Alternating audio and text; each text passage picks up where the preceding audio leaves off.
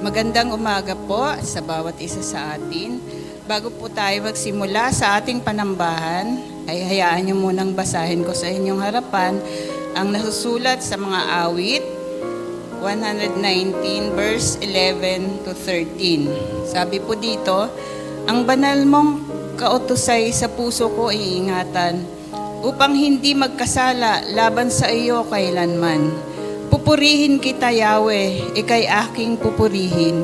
Ang lahat ng tuntunin mo ay ituro mo po sa akin. Ang lahat mong mga utos na sa akin binigay, palagi kong babanggitin, malakas kong isisigaw. Sige po tayo manalangin. Dakilang Diyos, Ama namin sa langit. Salamat po, Panginoon. Sa araw na ito na muli kami po, Panginoon, ay iyong tinipon sa iyong bahay-sambahan. Nais po naming sambahin ka sa espiritu at katotohanan. Maraming salamat po sa kalakasan, sa buhay na lagi mong binibigay sa amin, Panginoon. Sa mga pagsubok na nalalagpasan namin, Panginoon, maraming salamat po.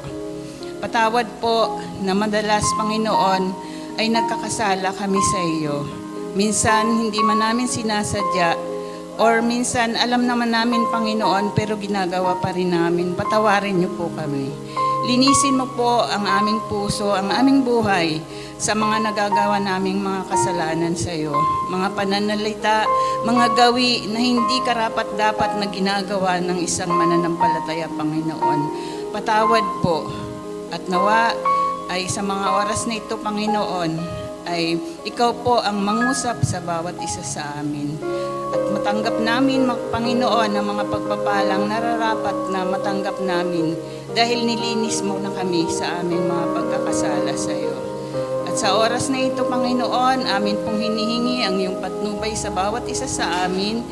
Ikaw po ang magbukas ng aming mga puso, ng aming isipan upang ang mga mensaheng matatanggap namin ngayon ay tunay na maging gabay sa amin sa araw-araw na pagkilos namin, Panginoon, sa buhay na ito. Gabayan niyo po kami, lalo tigit, Panginoon, ang iyong tagapagsalita na gagamitin mo sa oras na ito upang magdala ng iyong mga mensahe, Panginoon. Maging ang aming mga pag-aawitan at mga handog, nawa ay tunay na maging magpangsamyo sa iyong banal na harapan. Maging karapat-dapat, Panginoon, sa iyong banal na harapan. Maraming salamat po at patuloy ka naming pinapupurihan.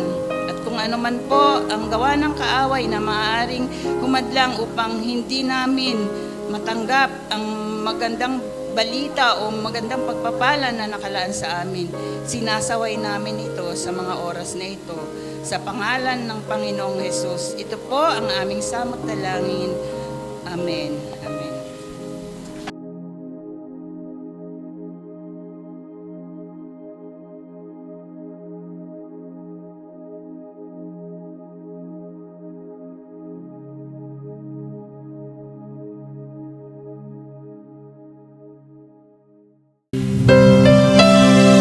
Palakpak po natin ating mga kamay.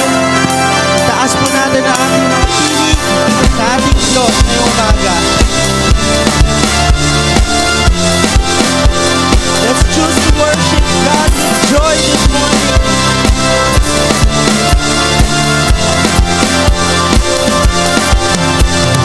This is the day you made, so I'll rejoice and be glad, rejoice and be glad in it. And this is where I believe that you are more than enough, you're more than enough for me. You are faithful to your promise. You are strong when I am weak. When I'm standing in your presence, I have everything. The joy of the Lord, the joy of the Lord is my strength. The joy of the Lord, the joy of the Lord is my strength.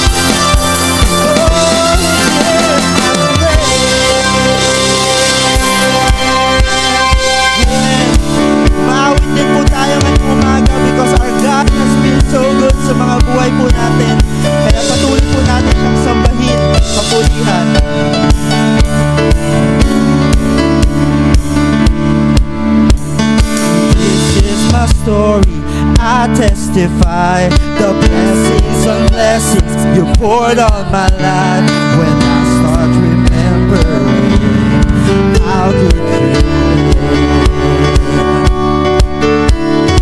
Fear turns to worship, tears turn to praise. Chains of depression broken by grace.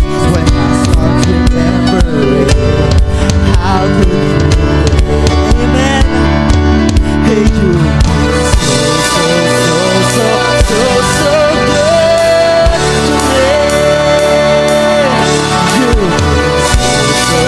good to me. You so good to me.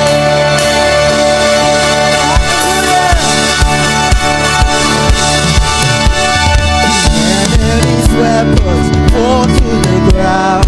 Armies of heaven always surround. When I start remembering, I can take my cross, won't be my name. Love like I was, good enough my way. Was there now and then, and that's what so good to me.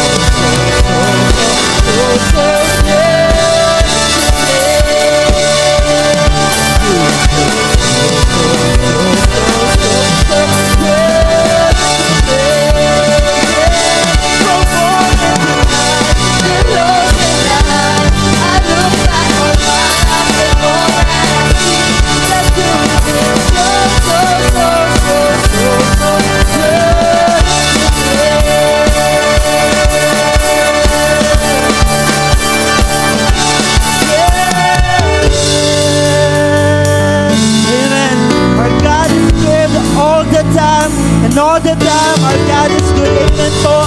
Kaya papurihan po natin siya. Patuloy natin itaas ang kanyang pangalan. When I say God is good, you say all the time. When I say all the time, you say God is good. When I say God is good, you say all the time. When I say all the time, you say God is good. When I say God is good, you say all the time. When I say all the time, you say God is good. When I say God is good, you say all the time.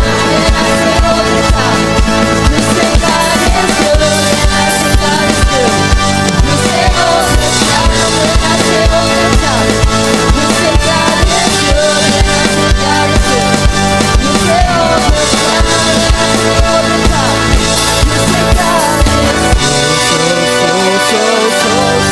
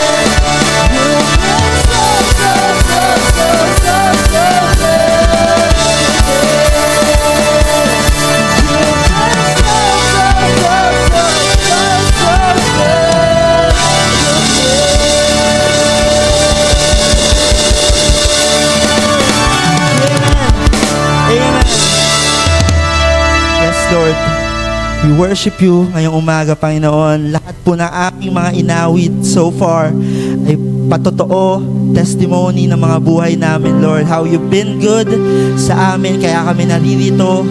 And dahil sa kabutihan mo, sa biyaya mo, Panginoon, nandito kami para sambahin ka, ibalik sa'yo lahat ng papuri. Kasi we realize, Panginoon, that there's no one like you, Panginoon. There's none more worthy na aming mga pagsamba, Panginoon, besides you, Lord. Kaya purihin ka, Panginoon.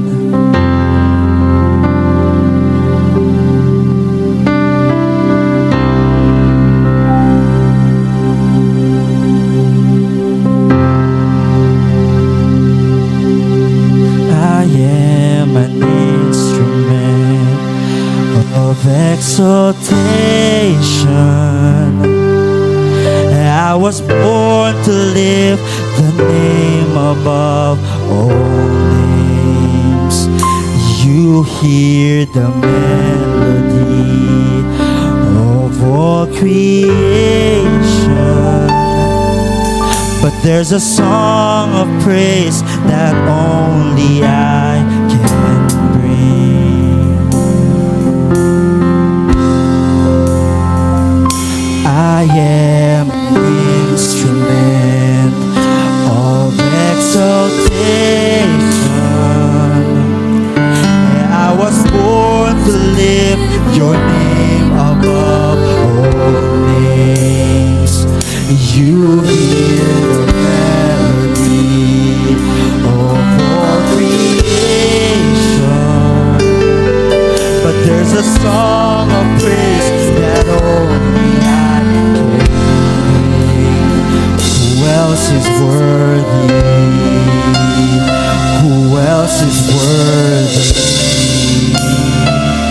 There is no one, only you, Jesus. Who else is worthy? Who else is worthy? There is no one, only you, Jesus.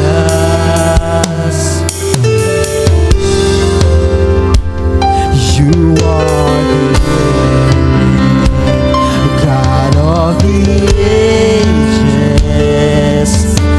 yet you chose to make my heart to dwell in praise. You healed my brokenness, showed me your glory. So I have song of thanks that the angels sing. Who else is worthy? Who else is worthy? There's no one.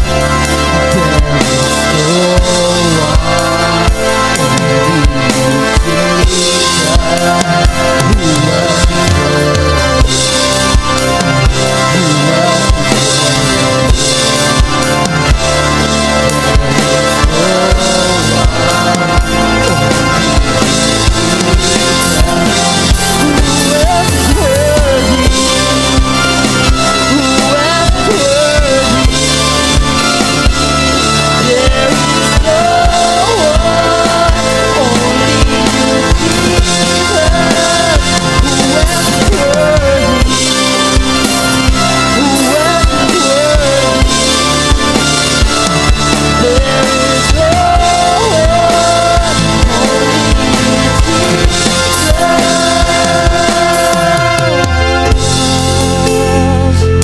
Yes, Lord, there's none more worthy besides you, Panginoon. It's only you, Lord.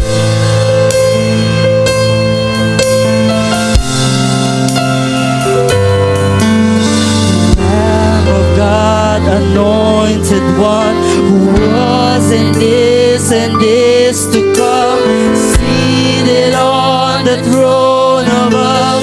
Holy, holy, Christ is one who shed his blood. You proved you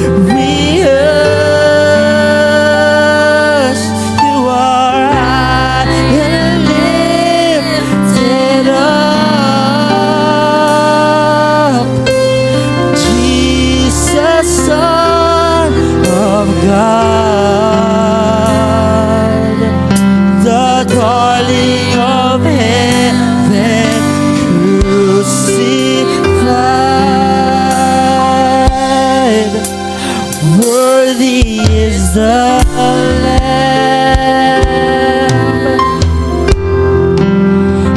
Worthy is the Lamb. Worthy is the Lamb. Worthy is the Lamb.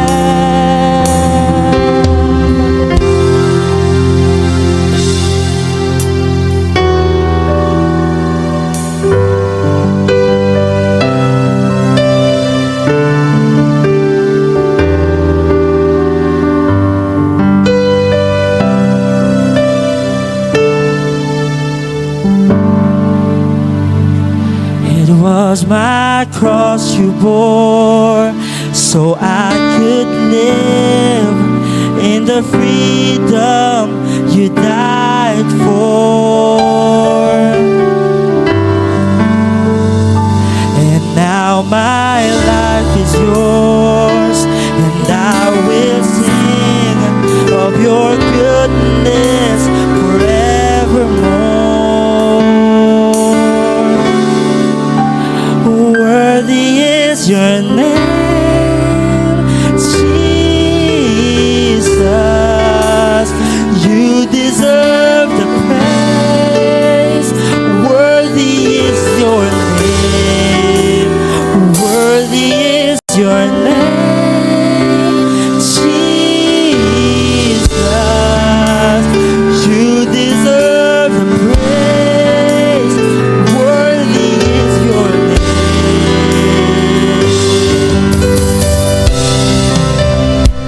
Oh, you're worthy, Lord. So worthy.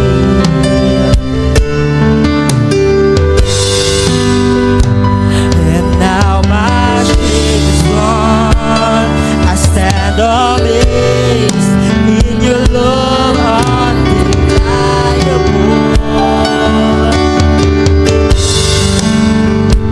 Your grace goes on, and I will sing of your goodness forevermore.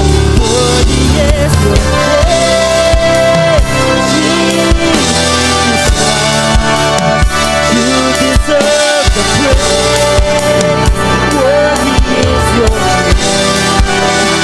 Worthy is your name, Jesus. You deserve the praise. Worthy is your name. You're worthy.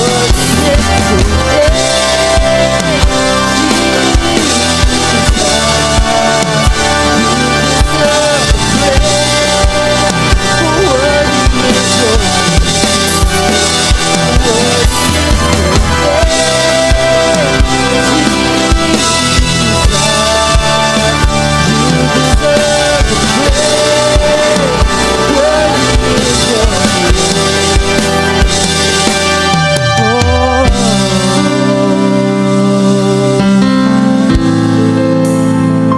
Be exalted, Panginoon, sa aming mga kalagitnaan ngayon. As we lift you up and sing. Be exalted now in the heavens as your glory fills this place. You alone deserve our praise. You're the name above all names. Be exalted now in the heavens as your glory fills this place. You alone deserve our praise. You're the name above all names. Be exalted now in the heavens as your glory fills this place. You alone deserve our praise. You're the name above all names. Be exalted now in the heavens as your glory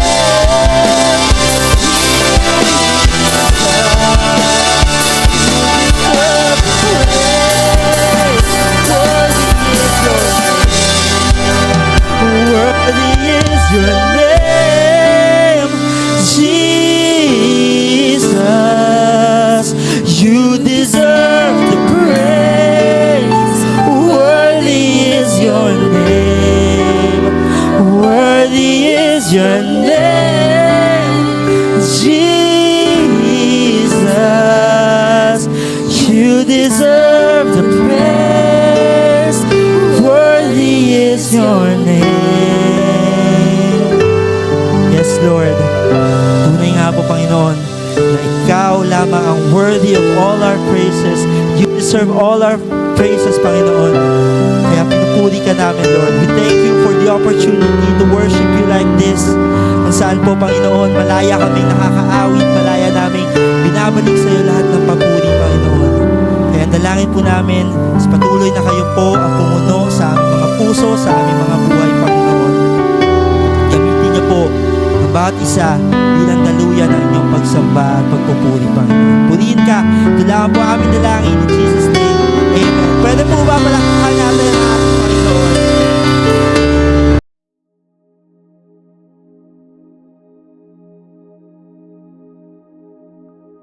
So, tayo po ay magpapatuloy po sa ating pananamba sa umagang ito. Isang pinagpalang umaga po sa ating lahat. Maaari ho bang pakibata inyong katabi ng isang blessed morning sa iyo, kapatid.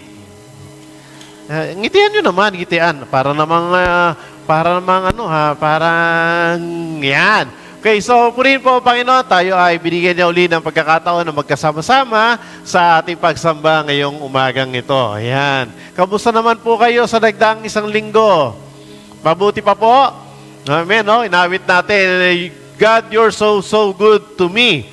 Kahit na naglalakad na lang. Amen? No? Hindi na ako sakay, Kuya Pers. Mahal na ang aking pamasahe. At kahit na ganito ang mga nangyayari sa ating kapaligiran, we still declare that God is still good sa ating pong mga buhay. Purihin po, Panginoon, at sa umagang ito, tayo po ay magtutuloy sa serye na ating pag-aaral. We are still studying on the sermon series. Topic is courageous. No, courageous, or medyo ilang buwan ho natin pag-aaralan yan. Paano tayo magiging matapang in those difficult times? No, paano ka namang magiging matapang talaga ngayon, Kuya Perds? Sabi nga naman, nakita ko ng isang beses sa Facebook, lapit ka raw sa taong iba na raw ang amoy ng ng lalaking yayamanin ngayon. Amoy gasolina. No, kasi hindi na raw mamahaling pabango. O, yun daw ang nagpapamahal ngayon sa panahon natin. Pero sabi doon, but still, how can we recognize God's sovereignty? Or gaano ba kabuti, bait pa rin ng Diyos sa ating buhay, even in our difficult times. No? Sa nakaraang linggo, pinag-aralan natin ang isang karakter ng Lumang Tipan na siyang pagbabasehan natin ng pag-aaral ngayong umaga. And for the past months, pinag-aralan natin, natatandaan nyo, sino yung mga pinag-aralan natin noong nakaraan? Elijah. Tama?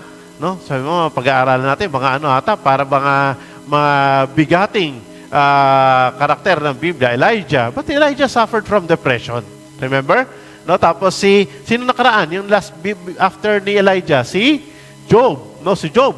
No, si Job na talaga namang grabe ang suffering ni Job. And part yan ng mga difficult times ng buhay ng isang tao. So umagang ito, tutuloy natin ang pag-aaral kay David. No, kay David. Meron bang David ang pangalan dito? David, no, si David, no. Si Haring David, no, siyang pag-aaralan natin ngayong umaga. But last Sunday, pinag-aralan natin sa pagitan ng Pastor Larry kung paanong ang taong ito ay ginamit ng Diyos. He was chosen kahit na siya ay isang shepherd boy lang. Pero ginamit siya ng Lord. But as he continued in his career, naging hari si Haring David. Si Haring David. Dati kasi ang hari si Saul. Remember, si Saul, pero tinanggal siya ng Diyos sa pagiging hari. Naging pasaway kasi si Haring Saul. But David was chosen by God as a young shepherd. Batang-bata pa lang siya nung time na yon. And yet, he was chosen by the Lord. Kaya naging kilala siya nung pinatay niya si Goliath. Pinatay niya, pinugutan niya pa ng ulo. Pero teenager pa lang si David nung time na yon. Doon nagsimula yung kanyang karir. Hanggang sa isang araw siya na ang nailuklok na maging hari ng Israel. Hari ng Israel ang kanyang naging papel naman noong time na yon. But sa topic natin yung umaga, sabi doon, pag-aaralan natin how David handled his failures the right way. The right way. Sabihin ako, Kuya Perds, si Elijah, depression. si Job, suffering. Ngayon naman, si David, failures ng buhay naman. Pero sa totoo lang, lahat ng yan, nararanasan nating lahat sa ating mga buhay. Basahin natin yung teksto nating umaga. It can be found in 2 Samuel chapter 12, verse 13. Sabay-sabay nga po tayo, 1, 2, and 3. Sinabi ni David kay Nathan, nagkasala ako kay Yahweh. Sumagot si Nathan, pinapatawad ka na ni Yahweh at hindi ka mamamatay. No, hindi ka mamamatay. In English, sabi rito, and David said unto Nathan, I have sinned against the Lord. And Nathan said unto David, the Lord also hath put away thy sin, thou shalt not die. Pinagpala ng Lord ang ating pagbabasa ng kanyang salita. Tayo po yumuko, tayo manalangin. Minsan pa, aming Diyos, ikaw ang pinapupurihan po namin. Tinataas po namin ang inyong banal na pangalan sa aming kalagitnaan. May your presence, Lord, be with us as we listen to your word. Magsalita ka sa pamagitan ng iyong lingkod. At hayaan po, Panginoon, na sa amin po pagbubulay ng iyong salita, maunawaan namin ito at madagdagan ang aming kaalaman at higit sa lahat magpalakas ito sa aming mga buhay. Purihin ka po. Ito po idalangin namin sa pangalan ni Jesus. Amen. When you see the word failure, failure. Ayan. Sino gusto niyan? Taas sa kamay. Ha? Wala. Wala. Yung mga nag-aaral. Diba? Ano bang cutting line ngayon ng 70 pa rin ba? 70? 75? 75 pa rin. No, kaya, pagka kayo ang grade nyo ay, ayan ang grade mo? 60, 65? Grabe. No? Di ba, tawag natin siya, bagsak. No? Pag college, parang, alam ko kasi nung college kami, parang, may tres, may ba tres? No? Pag lumagpas ka ng tres, bagsak. No? Bagsak. Failure. No? Sa school yun, sa school. No? Pero sa iba't ibang aspeto, pag tinag-aralan natin yung failure, hindi lang natin siya titignan as a failure lang sa pag-aaral. No? Sabi rito, failure, what is failure? Failure is experiencing a negative outcome or not achieving desired goals in a given situation. Ang failure daw or ang termino na nakasulat diyan, no? Ang sabi, it is experiencing a negative outcome. Ibig sabihin, ito ina-expect mo, pero hindi yun na nangyari. Ano nangyari? Baliktad. Tama? Na-expect ko, Kuya Pers, na-expect ko talaga dahil nangopya ako sa kaklase ko, na-expect ko, pasado ako eh. Bagsak, bagsak pala din. Inaya mo lang, so bagsak ka rin. So, that's not your expectation. Kuya Pers, na-expect naman yung mga anak ko na sana tutulungan naman ako pagdating ng araw. Pero hindi ako tinulungan. Diba? Na-expect ko yung asawa ko, kaya ako nga pinilian para makasama ko habang buhay. Pero hindi naman ko naman naging katuwang sa buhay. Diba? Marami tayong mga ina-expect. We have a desired goal in life. Pero hindi yun ang nangyari. Pangarap ko talaga, Kuya First, maging isang kilalang engineer. Yan, di ba? Or pangarap ko, Kuya First, maging isang politiko. Pero naging ako ay, naging contractor na lang ako. Gano'n, no? Naging contractor ako. Yan, di ba? Pero okay pa rin, no? Okay pa rin, no? Kahit contractor. Mas mayaman pa, di ba? Di ba? May mga pangarap tayo. Target mo in life, pero hindi nangyari dahil sa situations na nangyaring hindi pabor sa iyo. What are those? Sabi doon, failures in life. Or sa Tagalog, ano Tagalog? Kabiguan. Kabiguan. Naranasan nyo nung hubang mabigo? No. Jason, naranasan mo ng mabigo? Hindi pa? Si Jason pala, nabibigo din. Paminsan, no? Ewan ko si Kuya Christian kung naranasan ng mabigo. Ikaw, Ate Grace, naranasan mo ng, hindi. Si Ate Grace daw, hindi nabibigo yan. Si Ate Grace, di ba? One time in our life, naranasan natin yan. Bakit? They are common. Common sa lahat ng tao yan. Unavoidable. Hindi mo maiiwasan yan. And often necessary experiences. Pero tingnan nyo ha, they are often necessary experiences. Kailangan daw yung mga failures na yon. Bakit? It is acting as an integral stepping stone to personal growth, resilience, pagiging matibay, and eventually, success. No? So, sabi ko, ba't nung inanap ko yung definition ng failure, alam ko, unavoidable, unnecessary experiences. Pero, bakit binanggit niya? Na yung palang failures daw ay bahagi pala para tayo ay lumago. Para tayo ay, sabi nga, ay matuto. Lagi ko naririnig yan sa mga matatanda, wag mo na akong gayahin. Nagkamali na ako dyan. Di ba? Ganyan naririnig natin. Diba? Wag mo ka na gumaya sa akin. Pero, dahil sa matigas ang ulo, or pasaway tayo paminsan-minsan, pinilit mo pa rin yung gusto mo. Kaya nangyari, ano doon? Sabi, natututo ka sa iyong pagkakamali. No? At marami akong kakilala na eventually ang dami nilang failure sa business nung una. Hindi lumago-lago ang negosyo, pero pagdating sa dulo, marami silang natutunan. Marami silang naging karanasan sa kanilang mga buhay. Sabi dito, common examples includes, ayan, no, bagsak sa school. Ano pa? Hindi ka na-promote, hindi ka natanggap sa trabaho. Ano ba yan, Kuya Pers? Tagal-tagal ko pa namang pinagpe-pray itong trabaho na to. Na-reject ako. Relationship breakdowns. Okay, relationship. When we talk about relationships, fail ang marriage namin, Kuya Pers, eh. Hindi kami naging okay. Di ba? Career mistakes. Ito yung pinili ko. Pero hindi ito nangyari sa akin. Lahat ng yan, sabi nila, they trigger emotions like shame or sadness.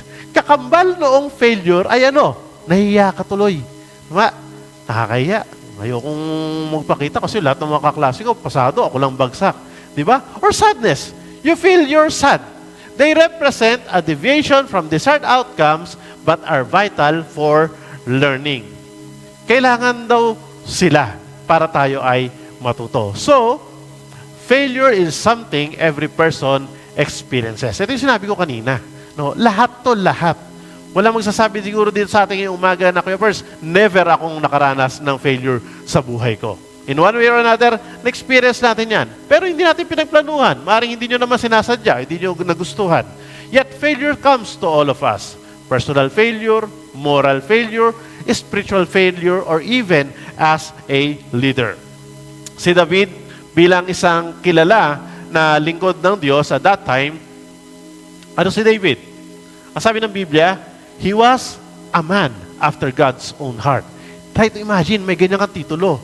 Ang tao na malapit sa puso ng Diyos. Wala hong ganyang titulo sa Biblia. No, he is a man after God's own heart. Ano mo sabi? He is a great king. Naging matagumpay na hari si Haring David. He is a worshiper. Tatandaan nyo, tumutugtog lang yan. Pag tumugtog yan, nung kanyang, ano yung instrumento niya? Harp. Pag tumugtog yan, umaalis ang masamang espiritu. Ganon kalupit si Haring David as far as pagiging worshiper. And he is a warrior. Warrior. Lahat na nakalaban niya, nilampaso talaga nila. Walang nanalong bayan sa Israel during his reign. Tinalo ni David lahat ng kanyang mga kalaban, lahat ng kanyang mga nagnanais na ibagsak ang kanyang harian, lahat ng yan. Kung isipin natin, no, ano pa hahanapin mo sa mamang ito? No? Napakagaling. Brilliant ang kanyang estratehiya, brilliant ang kanyang mind. And yet, sabi ng Bible, David fell into one of the most tragic sins recorded in Scripture. Kahit na ganun katindi itong mamang ito, minsan din siya nagkamali sa kanyang buhay. At very tragic ang kanyang pagkakamali. Failure is not final when God is involved, but what destroys people is not the fall itself. Hindi yung kanyang failure lang, but ano? Kaya nagpapatuloy yung failure, bakit? Yung tao, o sino man nakaranas ng failure, ayaw bumangon uli. Ayaw itama ang kanyang pagkakamali. Ayaw sumunod sa iniuutos ng Lord sa kanya. Kaya naranasan ng tao ang failure. So let's look at the life of King David in 3 aspects. 1, when we experience the failures in life, sabi do, number 1, sabay-sabay ako nating basahin, 1, 2, and 3, face. Ayan, face your failures honestly. Ayan. Harapin daw ang failures honestly. Ano yung sabihin niyan, Kuya Ferds? No, titingnan ko ang aking failure. Una, sabi doon, do not ignore your failure. Huwag na nating baliwain. Kasi iba ayaw tanggapin na siya ay nagkamali. Yung iba ayaw tanggapin na mali yung kanyang ginawa. Yung iba ayaw tanggapin na siya ay nagkulang. Di ba? But King David at that time, hari na ho siya dito, hari na. Sa tughatog na siya ng karir at ng tagumpay niya. King David stayed in Jerusalem when kings normally went to battle. It started with spiritual carelessness. There was a time in life in David na he was careless. Naging careless. Ano yun? Kaya first, tingnan natin. Basahin natin. 2 Samuel chapter 11 verse 1 to 5. I don't know if you're familiar with the story of David and Bathsheba. Okay. 2 Samuel 11, nang sumapit ang tagsibol, panahon na karaniwang nakipagdigma ang mga hari, pinalabas ni David ang buong hukbo ng Israel sa pangunguna ni Joab at ng iba pang mga pinuno. Pinuksa nila ang mga Amonita at kinubkob ang Raba. Subalit si David ay nagpaiwan sa Jerusalem. So, war season. Panahon ng gera. No, sabi sa mga general niya, okay, go, lahat. Sige, lahat ng kaway doon. Lipulin nyo lahat. Sige, lumarga kayo. Talo natin lahat ng yan. Matindi naman talaga yung army ni King David at that time. Pero sa si David, sa atin nung binasa, nasa si David? Siya ay kasama nakikipaggera? Hindi, di ba? Pero before that, natatandaan nyo, lahat ng laban, siya talaga nangunguna. Grabe, kahit nung siya shepherd pa lang, siya talaga ang lumalaban. Pero this time, there was a problem. Anong ginawa ni David? Nagpaiwan sa Jerusalem. No, nagpaiwan. So, hindi siya sumama sa gera. Hindi ko alam kung anong dahilan niya. Bakit pagod na ako, kuya? Pagod na ako at kailangan kong maiwan dito sa Jerusalem. Eto ngayon. Verse 2, isang hapon, pagkagising ni David, umakyat siya sa bubungan ng palasyo at naglakad-lakad. Diba? Ayan na. Mula roon, may natanaw siyang isang babaeng naliligo. Ano description ng Bible? Tingnan nyo nga. Napakaganda ng babae. Yan. Tingnan nyo katabi nyo nga. Meron ba dito mga pwede natin ihambing? No? Mga malabat Shiba, di ba? No? Di ba? Isang naglalakad-lakad siya. Isang araw, hapon no? Pag-era siyang ganyan, no? Pag-ikot-ikot siyang ganyan. May naispatan, no? May naispatan. Isang babaeng naliligo. Sabi ng Bible, napakagandahan ng babae. Okay, ano nangyari? Yan. Pinagtanong niya kung sino yon. Sinabi sa kanya na iyo'y si Bathsheba, anak ni Eliab at asawa ni Urias na isang Heteo. So, hindi siya nakontento doon sa nakita lang niya. Na naliligo. No? Pinagtanong niya. Sabi sa mga bataan niya, ano pangalan nun? Hanapin mo nga. Research mo kung sino yan. And then, natapos mo doon? Verse 4, pinakuha niya si Bathsheba na nooy kakatapos pa lamang sa kanyang paglilinis ayon sa tuntunin para sa mga babaeng nireregla. Sinipingan siya ni David at pinauwi pagkatapos. Tanyo ha, nakikipaggera yung mga kasamahan nito ha, pero siya, ayan, nag-enjoy doon. No? Verse 5, dahil sa nangyaring ito, si Bathsheba ay nabuntis at pinasabi niya ito kay David. So, nakita nyo ang kanyang naging sitwasyon. No, supposed to be, itong mamang ito kasama sa gera. Pero sabi nito, failure often begins with small compromises. No, ang failure o ang pagbagsak or ang mga kabiguan sa buhay, minsan daw nagsisimula saan? Sa small compromises na tinatawag natin. Ano yung small compromises, Kuya Pers? Nagsisimula lang yan sa sa mga maliliit-liit lang naman daw na na bagay. During the time of David, nung moment na yon, saan nagsimula? Sabi ng James chapter 1 verse 15, kapag ang nasa ay tumubo at nag-ugat sa kanyang puso, magbubunga ito ng pagkakasala. Kapag ang kasalanan ay lumala, ito ay hahantong saan daw? Sa kamatayan. Nagsimula saan? Diba? Naalala ko yung kanta ng kapitbahay namin. Pag nagbibidyoke, pagka minsan na mga holiday, naabot ang gabi pa ulit-ulit ang kanta. Lagi ko narinig yung kanta, sabi na, nagsimula sa patikim-tikim. Ano ba sunod? Pinilit kong gustuhin. Bisyo'y nagsimulang lumalim. O, ano sunod? O, ayan. Diba? Parang gano'n, diba? Wala namang bisyo na nagsimula sa una, adik agad. Kahit naman yung mga naging adik wala namang nagsimula na suga pa agad Diba? Kaya minsan doon sa pagkakataon na tayo nababaon sa kasalanan, nagsisimula pala saan? Sa konting tikim-tikim. Diba? Tanungin niyo yung yung mga nahirapan na naging bisyo ay pag-iinom. Saan nagsimula yan? Diba? Shut ka muna. Ito naman, wala naman si Pastor Larry dito. Di naman makikita nun. Ano ka ba? Sunday lang naman yun, church. Minsan lang. Diba? Diba kayo mga kabataan tawag dyan? Peer pressure Nape-pressure ka. Ako natatanda ko nung time na high school, tinuturoan ako ng mga kaklase ko na mag-yosi Pero dahil sa nadala ako, hindi naman ako nag-interest na mag-yosi nung time na yun. Dahil yung tatay ko nag-yosi. Nung one time, tinapon yung pinag-yosihan, hindi niya ginanon. No. Pinulot ko, bata ako, di hinit-hit ko, hindi ako marunong eh. Pag hinit ko, halos lumuwa ang mata ko, kakaubo. Kaya mula nung sinumpa ko na sa iyo ko. Kaya sabi ko sa mga kaklase, ayoko. No, ayoko. Bakit? Sabi ko, naranasan ko na yan, hirap na hirap ako huminga. Pero kahit yung mga tinanong ko, sabi na, nagsimula lang ako saan? Sa minsan. Di ba? It all starts in the mind. No, anything na pagkakamali or pagkakasala, yung mga pagpatay nagsisimula naman sa lahat yan. Saan? Nasa tumubo at nag-uugat sa puso ng tao. Tandaan ho natin, ang kasalanan or ang failures in life, nagsisimula saan? Sa maliliit-liit na bagay. Yung mga estapador, yung ano tawag doon, may mga kaso ng estafa. Di ba? Saan nagsimula yan?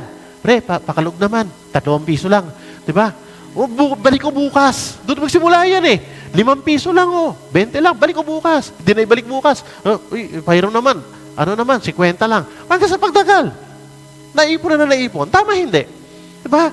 Lahat ganun eh.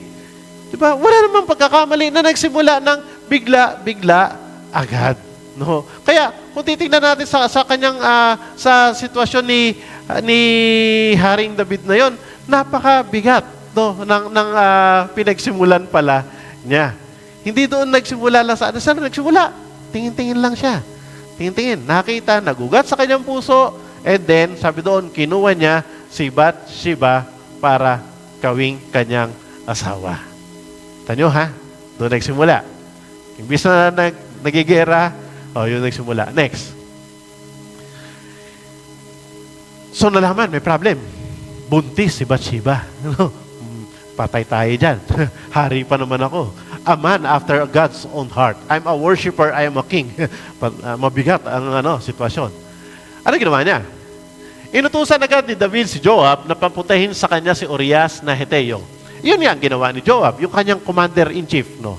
Na dumating ito, tinanong siya ni David, Joab, kamusta ang hukbo? Ano lagay ng labanan? Di ba dapat siya bata nakakaalam nun eh. Di ba, leader ka eh, ikaw ang hari eh. So, pinatawag niya. Tapos ano ang bili niya? Verse 8, ano sabi niya? Sinabi niya kay Urias, umuwi ka na. No, umuwi ka na at sipigan mo ang iyong asawa sapagkat nanggaling ka pa sa malayong paglalakbay. Lumakad nga si Urias. Ang hari ay nagpadala pa ng regalo para sa tahanan nito. Na ito imagine ha, yung asawa ni Bathsheba, pinasundo ni David. No, talagang grabe yung nag-evolve yung kanyang kasalanan. Pinasundo niya. Tapos, kamusta? Kamusta yung gera? Mahirap ba? Naku, sige, bali, pahinga ka muna. Uwi ka muna sa inyo. Dali, andun mismo, lakad, uwi ka muna doon. Tapos sabi ng Bible, nagpadala pa ng regalo para sa tahanan nito. Talagang tuso talaga to si Haring David, no? Para siguro, buntis yung asawa, para hindi siya pagbintangan. No, okay. Ano nangyari? Umuwi ba?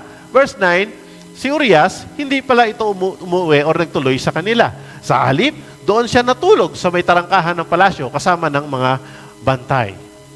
Hindi umuwi nung gabi. Ano sabi ng verse 10? Nalaman ito ni David at sinabi kay Urias, hindi ba't kararating mo lang bulat sa isang mahabang paglalakbay? Bakit hindi ka umuwi? Wow, concerned. No, concerned si King David, concerned. Urias, pagod na pagod ka. Dapat umuwi ka kagabi. Di ba? Pero, kita nyo, itong mamang ito, saan natulog? Sa bahay ba? Sa bahay? Hindi. Diba? Umuwi, doon sa gate. Kasama ng mga gwardyang iba. Ano sagot ni Urias?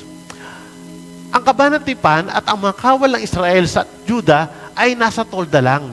At sa labas naman natutulog ang aking pinuno, yung commander niya na si Joab, at ang inyong mga punong kawal, yung mga leader. Sa ganitong kalagayan, hindi po maaatim na aking kalooban na ako umuwi upang magpakaligaya sa piling ng aking asawa. Sabi ni Urias, sa harapan ng Diyos, hindi ko po magagawa iyon.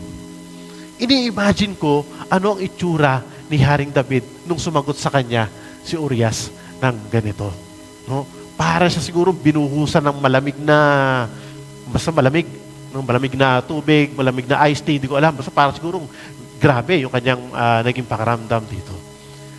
The very person na gusto niyang ipain, mabuti pa yun, no? May takot sa Diyos.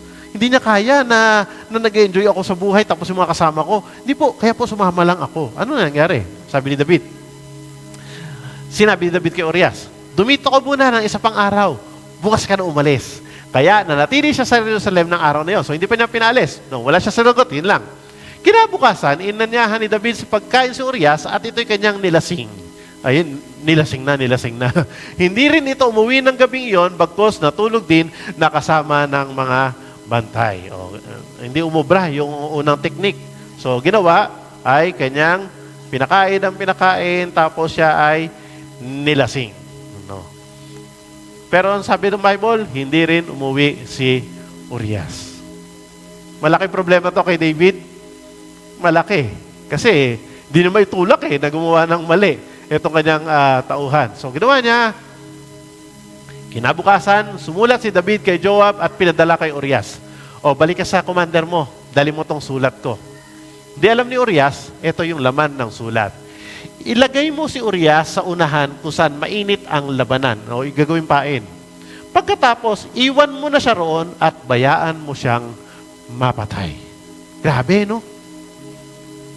Ang ginawa ni Joab bilang commander, habang pinapaligiran din na Joab ang lunsod, inilagay niya si Urias sa gawing malalakas ang kaaway. Kung saan yung malalakas ang kaaway, doon niya tinapat si Urias. Lumabas ang mga kaaway mula sa lunsod at sinalakay ang mga kawal ni Joab. Napatay ang ilang pinuno ni David kasama si Urias. Grabe, no? Grabe yung scheme ni Haring David. Pauwiin, mandaya, pero hindi na nakuha doon. So, anong ginawa niya? Dala-dala ni Urias, yung death sentence niya, siya pala yung ipapain para doon sa kanya naging sitwasyon. No, naisip ko to, sabi ko, dumating si David yan. A man after God's own heart yan. Ganyan ang thinking. No, ipain mo. At hindi lang yun, nandawit pa ng iba. Napansin nyo, no, napatay pati ibang mga leaders niya, napatay din kasama si Urias. Pero target niya lang talaga si Urias ang mawala sa, ang maglaho. Pansin nyo, di ba? Napakabigat nung ganun tong sitwasyon. Ano pinapakita nito? Ang kasalanan, hindi natatapos sa isa. Hindi matatapos yan. Nagnako ka ng 1 milyon, hindi matatapos yan dyan. Susunod, ano na nanakawin mo na? Bilyon na. Ano nakawin? Tama? Hindi natatapos yan sa nanakit lang. Nung time namin, sakitan lang sa school, batukan lang, ganun, pinakamasakit. Ngayon, hindi pa nakamove on, saksakan na. Papatayin na yan. Diba? Ganun ang kasalanan, mga kapatid. Nanganganak siya, tapos palala pa ng palala sa buhay. Mga kapatid, sana to maging warning ito sa atin. Ang isang kasalanan, parang mikrobyo. Hindi yan dapat binibaby. Bakit? Kasi isang araw, ito ay manganganak ng mga at palala ang maging epekto dito sa ating mga buhay. So kanina, tinatawagan tayo na pinapaalalahanan tayo na huwag mong baliwalain ang failure. Pangalawa ay do not cover up your failure. Yan, yun naging problema niya. Yung isang kasalanan, nanganak. Adultery, naging pandadaya. Yung pandadaya, naging murder. Yan. Nangyayari when people try to cover their failure instead of confessing it. Naintindihan ho natin? No. Sabi ng kawikaan, ang pagkukublin ng kanyang sala ay hindi napapabuti. Wala hong magandang dinudulot ang pagtatakip ng kasalanan. Pero ano sabi ng Lord? Kahahabagan ng Diyos ang nagbabalik loob at nagsisisi. Diba? Never na magkakaroon ng magandang epekto ang kasalanan sa ating mga buhay. Tandaan ho natin yan. Hindi tayo itutulak niyan para mapaigi kailanman sa ating mga buhay. Kaya nung paalala sa atin, yung pagbagsak, yung failure, hindi bigla yan. Nararamdam mo, unti-unti ka nang lumalayo sa Diyos. Ignoring sin in the first place makes only things worse. Application, hindi tayo kayang magamot ng Diyos if we refuse to admit. Naunawaan natin, kung hindi natin kikilalanin na tayo ay nagkamali at wala tayong kasalanan, hindi nga natin mararanasan ang kapayapaan at ang pagkilos ng Diyos. Ikalawa, sabi rito, what can we do? Confess your failure humbly. Kaya ang topic natin ay, ang title ng lesson natin ngayong umaga is The Right Way to Handle Failures. Maybe we have some failures in life. Pero paano natin ito ina-handle? Pangalawa, confess your failure humbly. Paano yung kayo first? 1. Listen when God confronts your failure. Makinig ka. Makinig ka. Yan. Ano nangyari? Tuloy natin. Sino yung mamang yon? Yan. Yan. Si Nathan, si Propeta Nathan. Okay. The next chapter, sinugo ni Yahweh kay David ang propetang si Nathan. Pagdating doon, sinabi niya, nagkwento siya, may kwento. Sabi niya, David, sa isang lungsod may 2 lalaki. Mayaman yung isa at yung isa dukha. Maraming kawan at bakahan ang mayaman. Samantalang yung dukha, meron siyang isang munting babaeng tupa. Inalagaan niya ito at pinalaking kasama ng kanyang mga anak. Parang anak din turing niya doon sa tupang yon. Tapos ang sabi niya, kinakalong niya ito, parang anak na babae. Sinasalo sa pagkain, pinapainom. Mahal na mahal niya yung tupa na yon. No, kukwento si Nathan. Minsan, sabi ni Nathan, may malalakbay na naging panauhin ang mayamang lalaki. Meron naging bisita. Sa halip na sa kanyang kawan kumuha ng hayop na papatayin, ang kaisa-isang tupa ng dukhang yon ang kinuha ng mayaman. At yun ang inihanda niya para sa kanyang panauhin. Nakikinig si David. No? Naisip niya, sabi, teka, hindi tama yan. Kaya verse 5, ano ang reaction na? Napasigaw sa galit si David. Sabi niya, saksi si Yahweh, ang Diyos sa babae. Dapat mamatay ang taong yan. Kukwento lang naman si Nathan, no? Nagkukwento lang naman siya. No, nag-react agad siya. Kailangan magbayad siya ng 4 beses sa kanyang ginawa pagkat inapi niya ang dukha.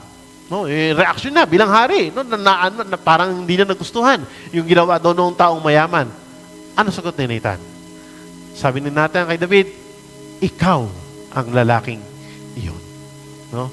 Ito ang pinapasabi sa iyo ni Yahweh, ang Diyos ng Israel. Ginawa kitang hari ng Israel. Niligtas kita mula sa kamay ni Saul. Binigay ko na rin sa iyo ang sambahayan at asawa ni Saul, pati ang lipin ng Israel at Huda. At pabibigyan kita ng higit pa riyan. Pero ano problema? Bakit mo hinamak ang salita ni Yahweh at gumawa ka ng masama sa kanyang paningin? Pinapatay mo pa ang Heteyong si Urias sa mga Amonita at kinuha mo pa ang kanyang asawa. Dahil sa ginawa mo ito at ako'y tinakwil mo, tandaan mo. Ang sabi ni Nathan, ang sabi ni Yahweh, laging may mamamatay sa patalim sa iyong sambahayan. Ano pa? Verse 11, sinabi pa ni Yahweh, pag-aaway-wayin ko ang iyong sambayan, sa harapan mo ibibigay ko sa iba ang iyong mga asawa at sisipingan sila kahit tanghaling tapat. Ginawa mo ito ng lihim, hayag kitang paparusahan at makikita ng buong Israel. Diba? Ang bigat, no? Ang bigat. Nung binag-aaralan ko, sabi ko, ang hirap pala, ang bigat pala nung kalagayan niya. Diba? Ikaw yun, sabi ni Nathan. Ikaw yun, David. Sa kabila ng lahat na meron ka na, hindi ka pa nasiyahan, nagpapatay ka pa.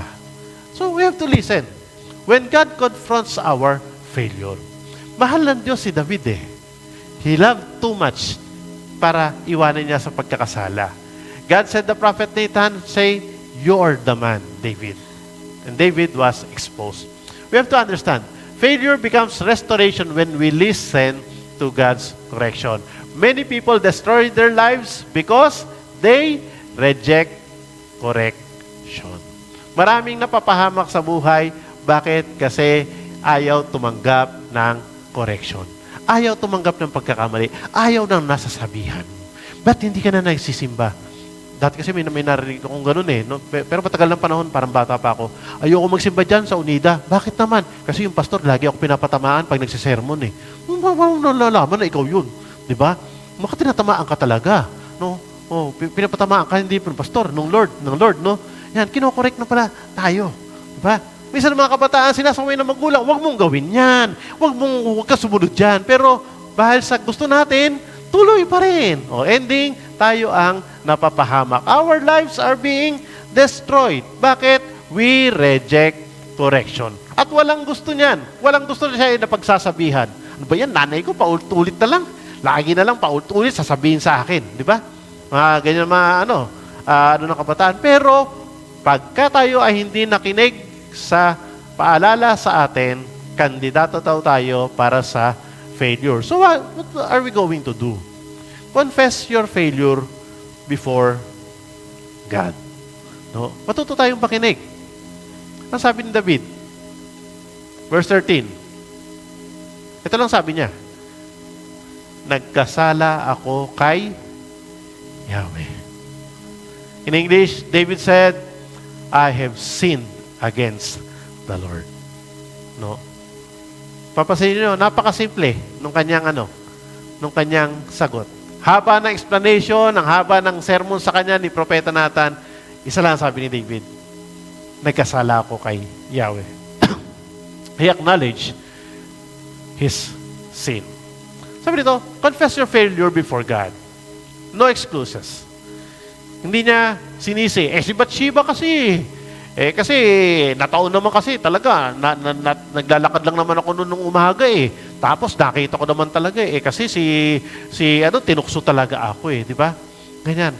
David himself, he took responsibility. Okay? No?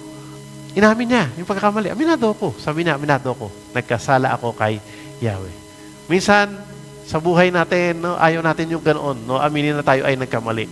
Ito kasi, si Christian kasi, kung di naman ako sinulsulan ni Christian, hindi ko naman talaga magagawa yung ganyan di ba? Kasi naman yung kapitbahay ko naman kasi, sabi naman sa akin, sundin ko lang daw siya, hindi naman daw kami mahuli ng pulis. O yun, nahuli tuloy kami ng pulis. Di ba mga ganun tayo minsan? Naghahanap tayo ng ng mga palusot. Naghahanap tayo ng ayaw natin akuin ang ating pagkakamali. But David himself, he took responsibility.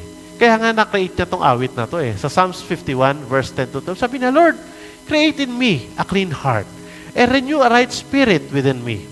Cast me not away from your presence and take not your Holy Spirit from me. Restore to me the joy of your salvation and uphold me with a willing heart. Siya pala sumulat nitong kantang to. Diba? Create in me a clean heart. Sa Tagalog yung kantang yan, pusong dalisay ang aking nais. Diba? So, we have to understand this morning, mga kapatid, that God responds to broken hearts. Kapag ang puso daw natin ay puno ng pagpapakumbaba na lumalapit sa Diyos at humihingi tayo ng kapatawaran at tayo ay lumalapit at humihiling ng restoration sa Kanyang presensya, ang Diyos, asahan natin na handang kumilos. May pagkakataon ng buhay na minsan parang ang bigat ng ating damdamin. Ang bigat sa loob. Pero sabi ng Lord, mabigat ang kalooban mo ngayong umaga, broken-hearted ka, sabi roon, the Lord is near to you. Ang Diyos ay malapit sa iyo ngayong umaga. At panghuli, what can we learn from this man as he handles his failure? Pangatlo, rise from the failure faithfully. Faithfully. Ano yung sabihin niya? We have to accept the consequences of failure. So may sinabi si propeta doon. Sabi ni Nathan doon kanina, David, propeta, nagkasala ako kay Yahweh. Sumagot si Nathan, pinapatawad ka ni Yahweh at hindi ka mamamatay. Ngunit, dahil nalipastang mo si Yahweh, ang magiging anak mo ang mamamatay. Pagkatapos ito, umuwi na si Nathan. We have to accept the consequences of failures. Merong pagkakamali, may resulta yan. Pinatawad ng Diyos si David, pero may naging consequences. Ano nangyari? Nangkasakit at namatay yung bata. Nangyari lahat ang propesiya ni Nathan. Alam niyo, pag binasa niyo pa yung masusunod na chapter, basahin niyo sa bahay, naging pagkagulo-gulo ng pamilya ni David. Yung sinasabi kanina, yung mga asawa mo, o sisipingin yan. Alam niyo kung sinong gumawa nun? Isang anak niya pa. Ginawa talaga. Nagtalagay ng tolda doon sa balcony, kung saan siya palakad-lakad dati. Naglagay ng tolda doon. Pinapakita sa buong bayan na ito mga asawa ng tatay ko. Inaasawa ko ngayon. Ginawa yun ng kanyang anak. Yung mga anak niya nagpapatayan. Ang gulo-gulo na naging kanyang buhay. At eventually, nahati ang kaharian dahil dito sa mga pagkakasala ni David. We have to understand, may kapatawaran ang Diyos, pero may bunga pa rin ang kasalanan. Tandaan ho natin yan. Yes, ang Lord nagpapatawad. Bahabagin ng Diyos. Pero hindi ho natatapos yun doon lamang. Akala ng iba, okay lang yan, patatawarin naman ako ni Lord, pray na lang uli ako mamaya. Hingi na lang ako ng tawad sa Lord.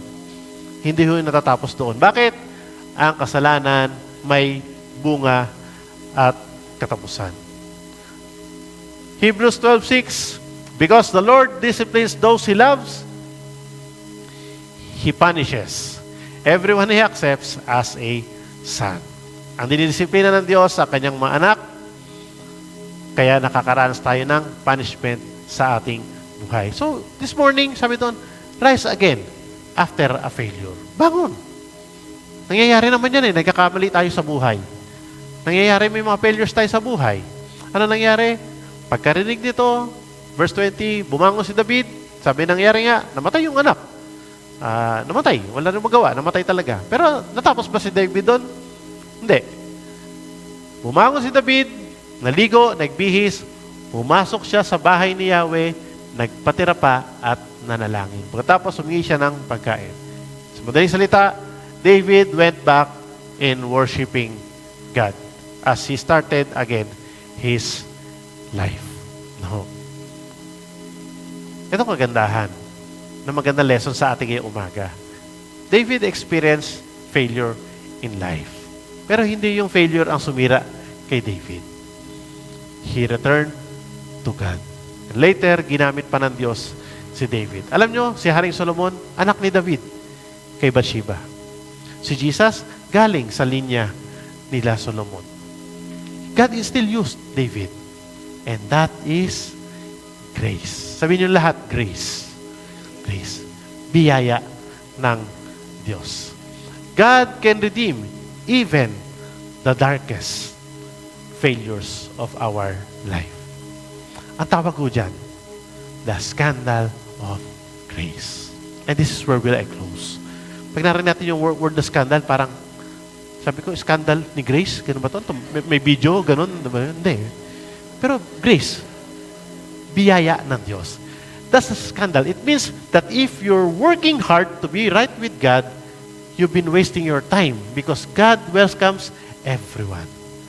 Kahit na gaano karumi ang pagkakamali na nagawa natin sa buhay natin, God is always ready na tanggapin tayo sa ating mga buhay. Doon tayo nagkakaroon ng kaibahan kay David. Sabi nito, the scandal of grace is that God knew every sin. Alam naman ng Lord kung ano yung mga kasalanan na nagagawa natin.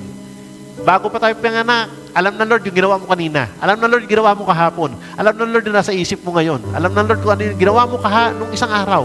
Alam ng Lord yung galit mo sa puso. Alam ng Lord kung ano yung mga bagay na nangyayari sa ating buhay. Hindi alam ni pastor, hindi alam ng kapitbahay mo, hindi alam ng asawa mo, hindi alam ng katabi mo ngayong umaga. Pero I want to tell you this morning, alam ni Lord. Wala tayong maililihim sa Kanya. And yet, sa kabila ng pagkakamali yun, ang sabi, He still went to the cross for you without hesitation. Mga kapatid, paalala to sa ating umaga. Yung buhay ni David, failure is not final when God is involved. Hindi matatapos ho doon. Nang failure ng buhay, tapos na ako, Kuya Pers. What destroys people is not the fall. What destroys people is refusing to rise again. May pagkakataon pa, kapatid. Pwede mo pang maayos ang buhay mo sa tulong ng Diyos. Kung feeling mo ngayong umaga, lagi na lang ako nagkakamali. Lagi na lang, palubog na ako sa kasalanan. Never na ako nakaahon. Si David, ang bigat ng ginawa. Pero dahil sa may puso siya na magpa-correct sa Diyos, tumanggap ng kanyang pagkakamali, inayos ng Diyos ang kanyang buhay. In Christ, grace is greater than sin. Ang biyaya niya, higit pa sa kasalanan mo. Ang kanyang habag is greater than your failures. And ang kanyang pagpapanauli and His restoration is always possible. Kaya ngayong umaga, kung nagamit pa ng Diyos si David, kaya ka rin niyang gamiting muli. Romans chapter 5 verse 20, nang magkaroon ng kautusan, dumami ang pagsuway. Ngunit sa pagdami ng pagsuway, kahit marami ang pagsuway, sabi ng Biblia, lalong sumagana ang kagandahang loob ng Diyos. Kahit nabigat sa kasalanan, still, sabi doon, the grace abounded all the more. Mas malakas yung biyaya ng Diyos. Failure may knock you down this morning, but by the grace of God, failure does not have the power to keep you down. But when God's grace is involved, grace is always greater than our greatest sin. Maybe this morning you feel like you failed God. No? Nagkamali ka, nadapa ka, you went so far from the Lord. But I want to tell you this. God is not waiting to destroy us. He is waiting for you to return. Balik ka sa Lord. Yun lang naman yun eh. Go back to God. And He will restore again your life. I love the song na kinumpose ni Paul Armisen 2011. Sabi nung lyrics ng kanta, habang hindi karapat-dapat pagkukulan ng kabag at pagwakas mong pagsinta, habang wala akong kakayanan, masuklian ka sa mabuti sa lahat mong ginawa. Ano sabi niya? Niyakap mo ako sa aking karumihan. Inibig mo ako ng di kayang tumbasan. Ano sabi ng lyrics niya?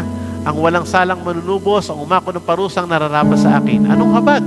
Sa tulad ko igawad ay iyong katwiran at ako'y patawarin. Pero sabi niya, niyakap mo ako sa aking karumihan. Inibig mo ako ng di kayang tumbasan. Awitin natin ito ngayong umaga. Awitin natin. Let's continue to close. Let's continue to worship the Lord. Si David, after na correction ng Lord, umawit siya sa Lord eh. Kumanta siya. Balik siya sa church. Nag-worship ulit siya. Pero sa umagang ito, awitin natin yung ang title niya, Sukdulang Biyaya. Yeah. The song was titled Sukdulang Biyaya. And we have the grace of God this morning for us. Habang hanahanap ni Kuya Aaron muna. Sorry. Awitin ho natin yung magmulay-mulayan natin sa ating puso ngayong umaga.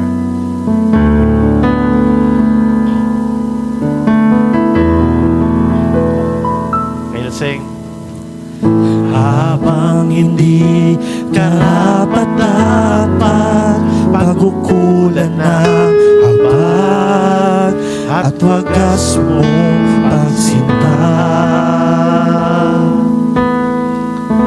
Habang walang kakayanan, masuklian ka ng mabuti sa lahat mong ginawa. Niyakap mo ako. Niyakap mo ako sa aking karumihan. Inibig mo ako nang di kayang tumbasan. O Diyos ng katarungan at katwiran,